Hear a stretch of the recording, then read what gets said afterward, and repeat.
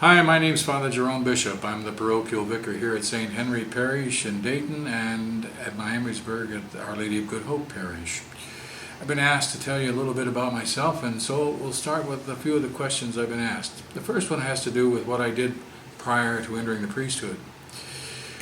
For 13 years I worked as a municipal police officer, 8 of those as a supervising sergeant, mostly in emergency work. And although I spent a lot of time in auxiliary services too, working in the regional crime laboratory, processing crime scenes, collecting evidence for major case crimes, and testifying in court. I enjoyed the work a lot. As a matter of fact, I enjoyed supervising police officers. And when I took that job, I was 28 years old, 21 when I went on the police department, 28 as a sergeant. And I found myself supervising guys who had 30 years experience on me. So it was an interesting time. I learned a lot.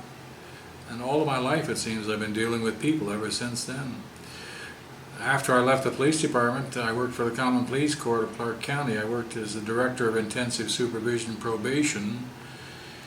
That was a program intended to address the needs of high-risk, high-needs felony offenders, adults, people who had lengthy involvements with prisons, lengthy incarcerations in the past, and had a lot of issues on their plates to deal with. I enjoyed that work immensely because I not only got to supervise a caseload of offenders, but I also got to supervise probation officers. I wrote pre-sentence investigations for the court. I also managed all the financial accounting and all of the grant writing for the program. It was a challenging job, but it was a rewarding job, one I thoroughly enjoyed. When I retired from the probation department, I was off for about 6 months before I went into the seminary. The second question had to do with when did I get the calling to become a priest? Well, I think it's really probably when did I know I was called to priesthood?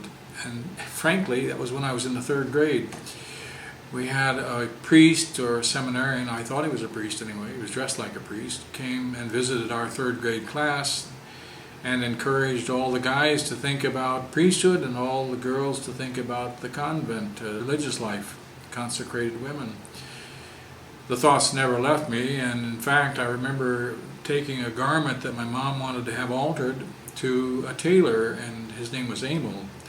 And he asked me, as most adults did, what are you going to be when you grow up? And I said, I'm going to be a priest. That was when I was in the 3rd grade. The thought never left me, although when I got to high school, certainly I discovered girls and I got distracted for quite a while. As the youngest of 8, I was the one who was left at home to take care of my parents as they became older and infirm, and so I took care of them until they died. And after that, I had to finish my career in law enforcement and the court system. And then I went directly to the seminary. That was in 2007. So I was ordained in 2013. But I actually say it's not a late calling, it's just a late response. One of the questions somebody asked was, what's my favorite part of ministry? Well, that's hard to pin down. I love celebrating Mass. I love being with people.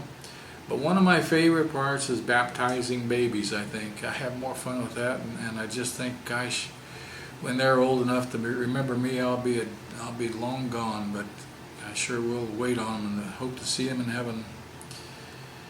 The most challenging part of ministry for me, well, I'm not sure. I think probably coming up with something important to say at every Mass throughout the year, coming up with an interesting homily. I hope it's interesting. Every day. That's a challenge. You think you've said everything there is to say, and then people want you to say something more. And the last question I asked was, what's a goal I would like to achieve in 5 years for the parish? Well, since I'm not the pastor, I really don't have a great deal to say about that. I think I would like to see people become more involved in their faith. I think, assuming I'm here 5 years from now, I'll be 70 in January, so assuming I'm here 5 years from now, I'd like to see attendance at the Sacrament of Reconciliation increased, and I'd like to see a Oh gosh, I'd like to see people coming back to Mass on a regular basis. That's a challenge for all of us. It's called the new evangelization. So we all have a part in that.